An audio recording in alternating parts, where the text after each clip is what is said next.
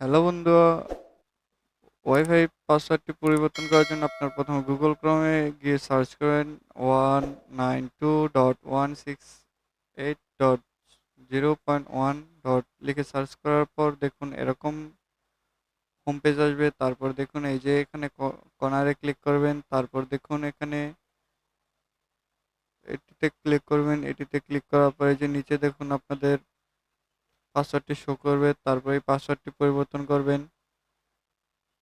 তো এই ভিডিওটি শেষ হওয়ার আগে বলে নিচ্ছি যে এই ভিডিওটি ভালো লাগলে লাইক কমেন্ট শেয়ার করতে ভুলবেন না এবং সাবস্ক্রাইব করে আমাদের পাশে থাকুন, সাথে আরও ভালো ভালো ভিডিও পেতে আমাদের চ্যানেলের সাথে থাকুন সব সময়। তো এখানে পাসওয়ার্ড পরিবর্তন করবেন, আমি পাসওয়ার্ড পরিবর্তন করে নিচ্ছি।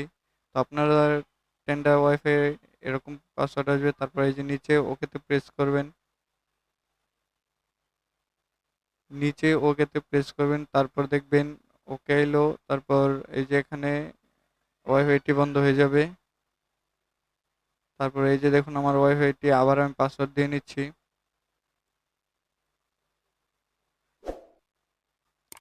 দেখুন আমি ফরগট পাসওয়ার্ড করে আমি আবার এখানে কানেক্ট করব।